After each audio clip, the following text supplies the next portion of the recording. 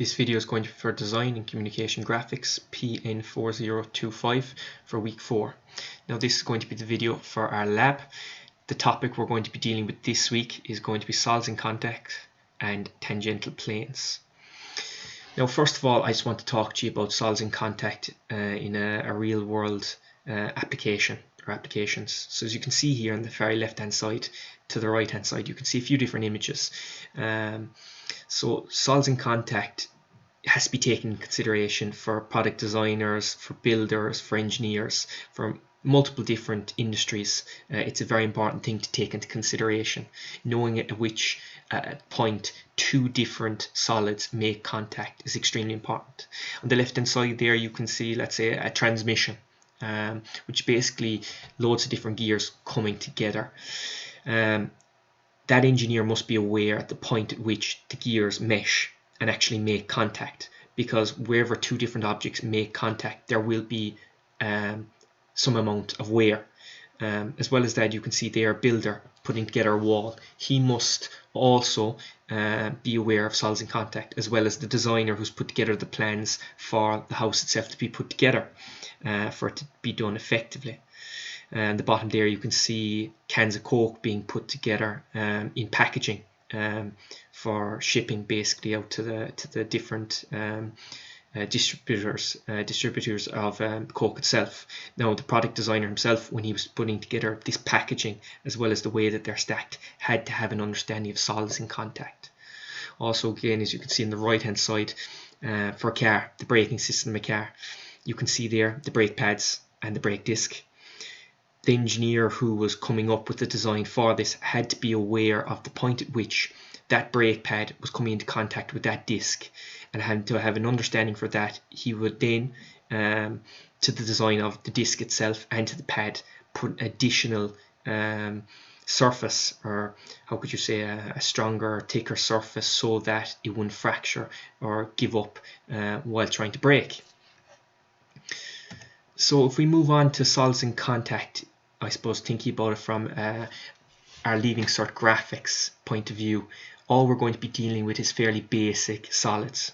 But what it will do is build up an understanding that will later lead on to dealing with issues such as the ones I was talking about here.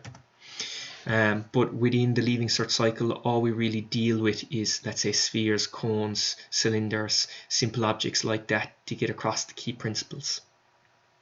Now the first thing I want to bring your attention to is a point contact and a line of contact.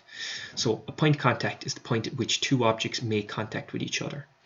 So as you can see there on the left hand side, you can see two different spheres and a cone. The point at which each of those objects touch each other is known as a point contact. So it's one singular point. While a line of contact is a line at which two objects make contact with each other.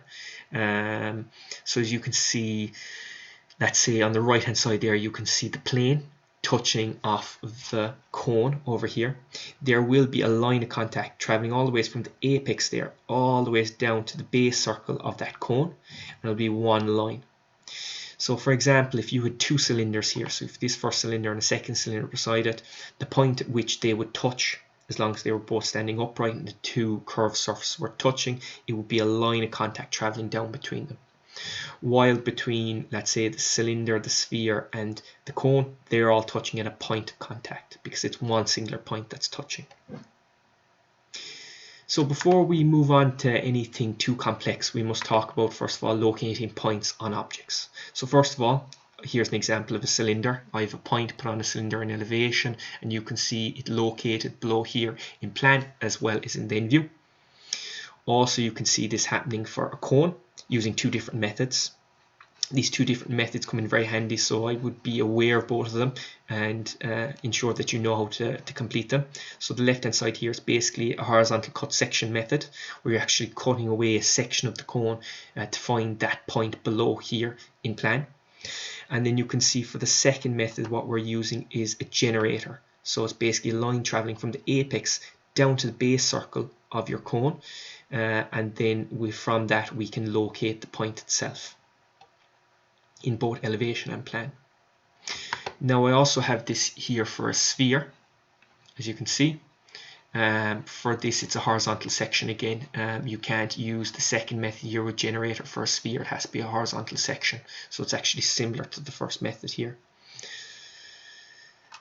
After that, we have our solids in contact, our basic question. Now for this, basically what I have done for you is presented you with an example question, and then I've worked down through the construction to find the solution. Now I would take your time looking at this and understanding how it actually works. As you can see here, this is a very easy question because the point of contact is located here on a cone, and you can see this is the plan. All you have to do is bisect angle from the XY line up along the side of the cone here, draw your line up, and then also put a perpendicular line from this line here, traveling all the way up where they intersect is the central point of that sphere that's making contact at that point. Then all you have to do is drop that point straight down and locate it below here in plan as well. Now moving on to a tougher solids in contact question, which basically has the point of contact moved off of, let's say, directly on the right or left hand side, the extreme edges of the cone itself, which involves us rotating a sphere around to locate it. So as you can see here, these are the constructions. Similarly to the first one, you constructed on the far extreme left hand side, but what you have to do after then, when you drop it down into plan, you have to rotate it around so that it's moved into the right position. What I would do if I was you, I'd study these drawings, have a look through them, and you'll see the construction used to complete it. It's very basic stuff. And then you can see it moved on here to identify the point of contact at which this sphere touches off the cone, as well as locating that point of contact also above here in elevation.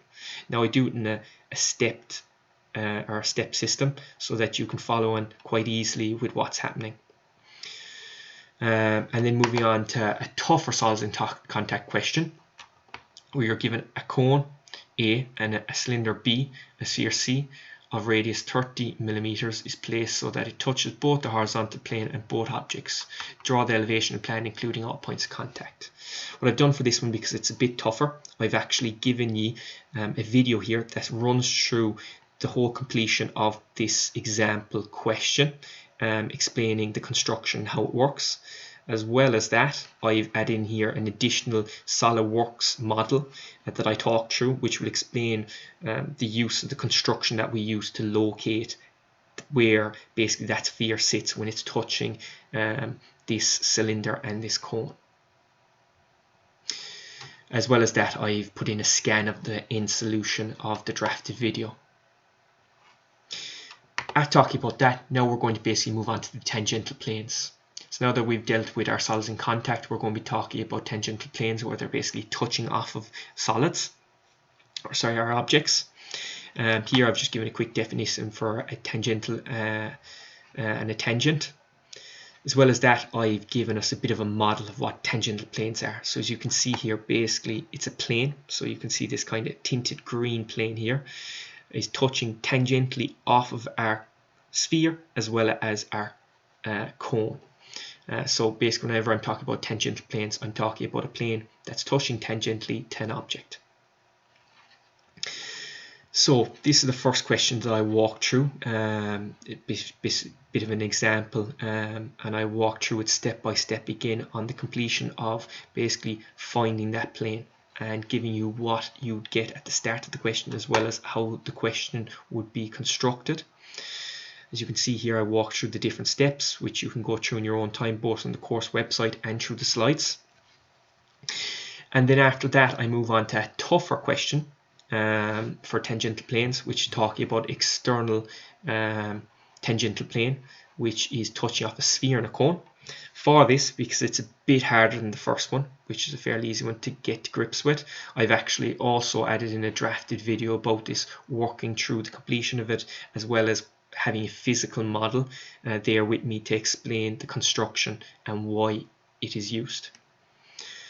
Additionally to that, again, I've added in this scan drawing of the finished solution. So for anyone who's a small bit confused, can go back and have a look at this.